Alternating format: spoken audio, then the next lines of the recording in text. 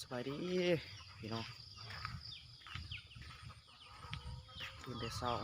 ไปเกลือกบว่าหานไปกบ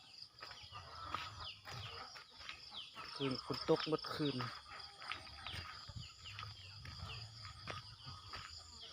น้ำก็ท่วมขึ้นเบิดเลยบรรยากาศตอนเช้า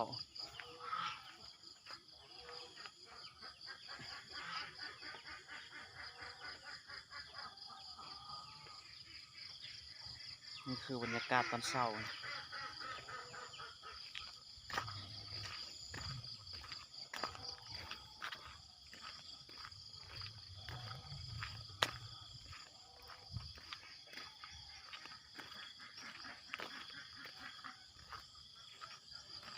มีโฟมให้มันกบ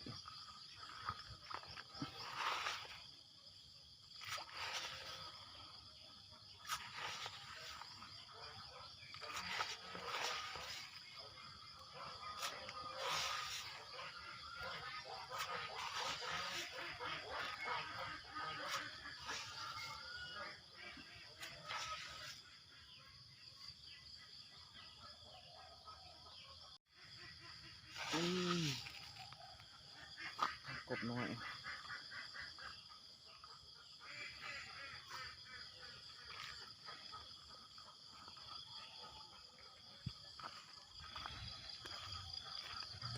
นี่เริ่มใหญ่แล้วเนาะใกล้สิได้กินแล้วใหญ่แล้วอันนี้เริ่มใหญ่แล้ว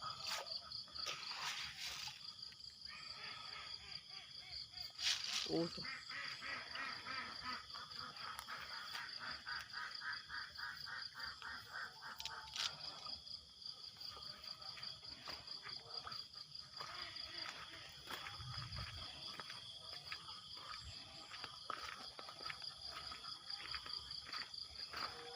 เด็กกบอยู่สวนเนาะปิ๊บแบบปิ๊บแบบพวกขึ้นจักตัวเลยกบใหญ่นี่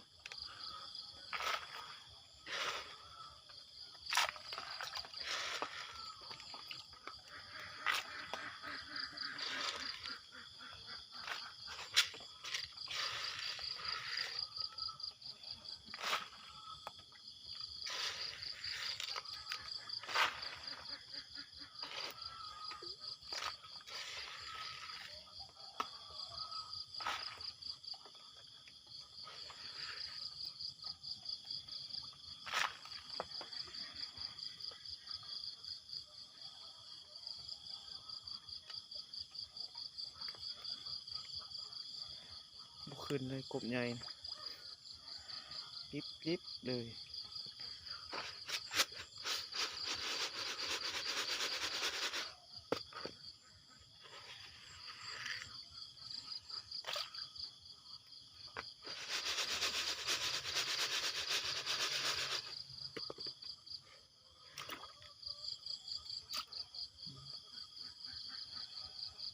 ขึ้นมาเลยตัวเดียว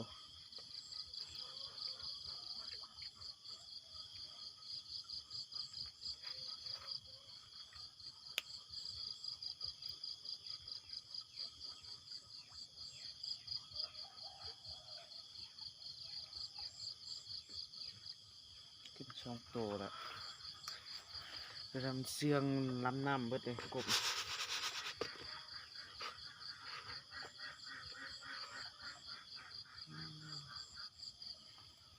เดิมขึ้นมาแล้ว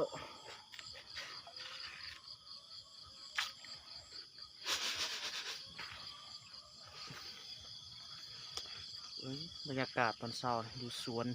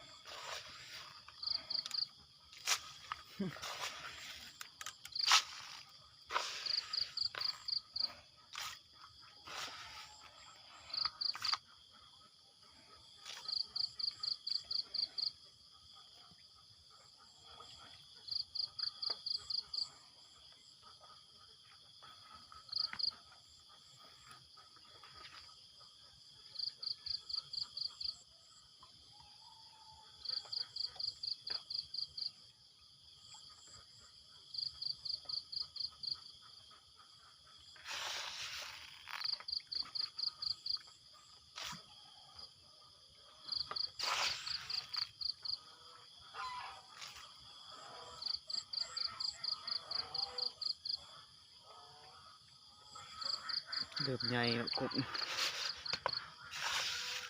ไก่แล้ว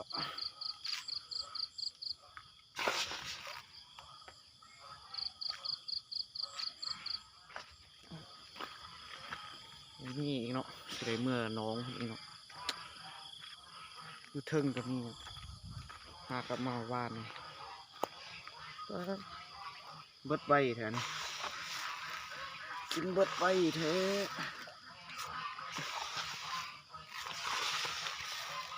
เบิดแล้ว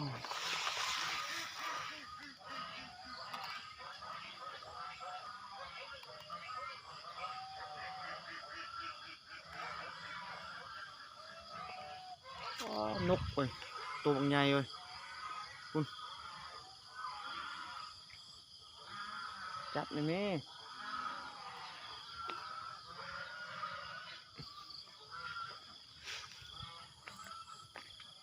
มือเกลืออยู่น้องอีกเนาะเกลือกบ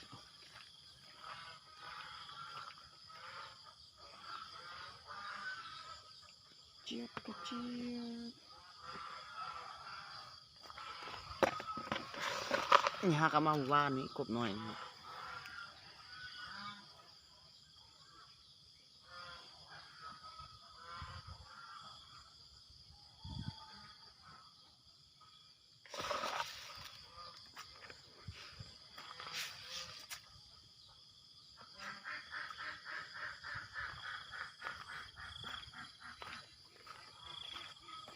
บรรยากาศตอนเช้าบรรยากาศดีตาเว้นใกล้สิคืนแล้ว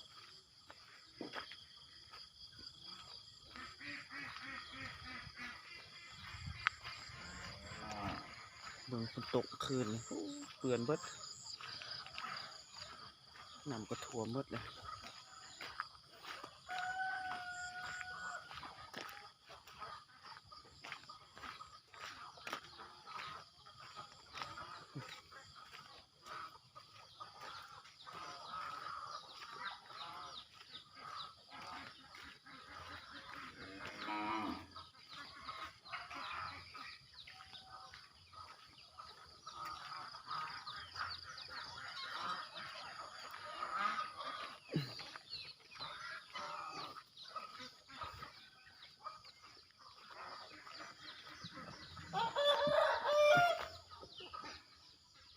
เป็นเป็ดกับไก่เนาะ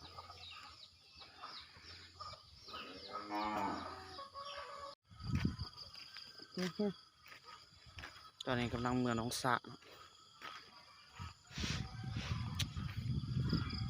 เกือบป่าอยู่น้องสะ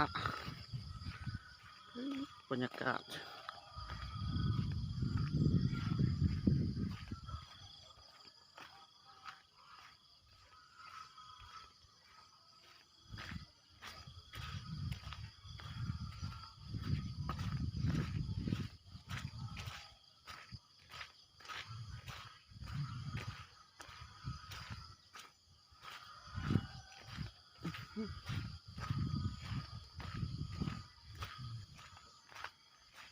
มาถึงน้องสะแล้ว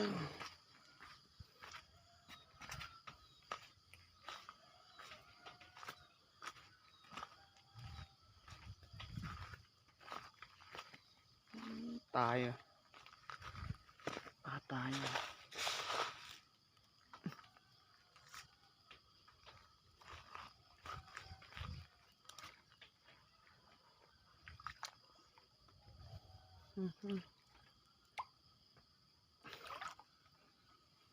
ปลาหน่อยตาย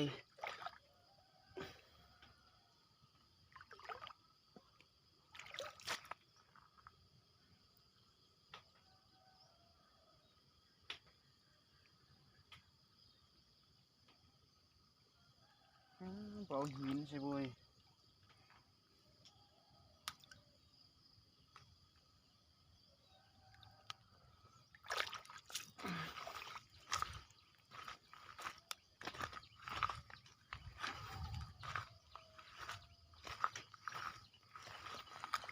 นี่คืออนุวาลปลามันจมตรงนี้ใครแน่วะนี่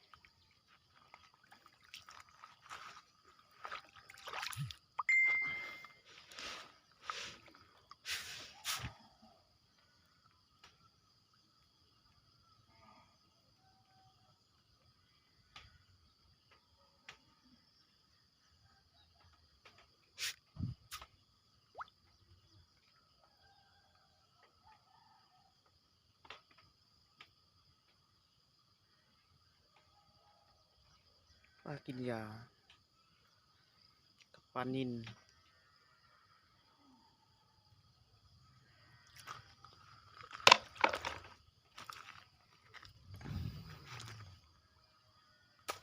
ตัว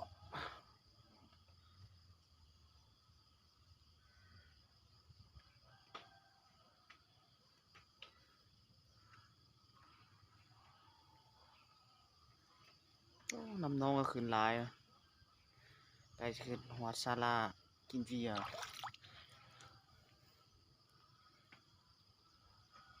ฝนตกเบดคืนเลยคืนนี่น้ำขึ้นปักหลาย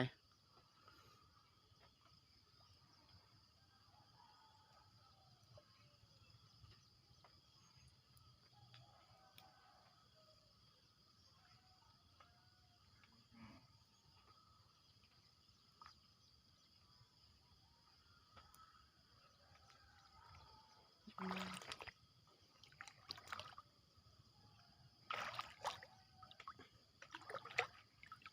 ลาทุกปลาตายแต่ปลานิลนะวะปลานิลหน่อยตายปลากินยาบ่ตายปลาตาย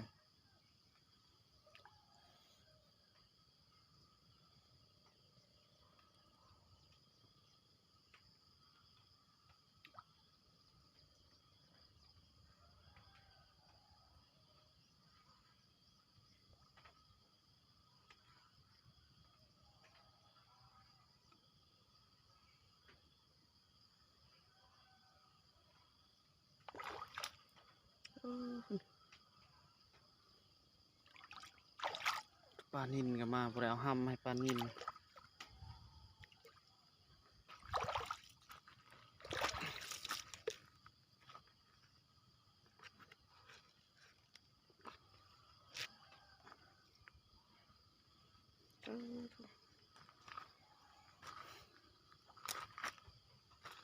อากาศยามเช้า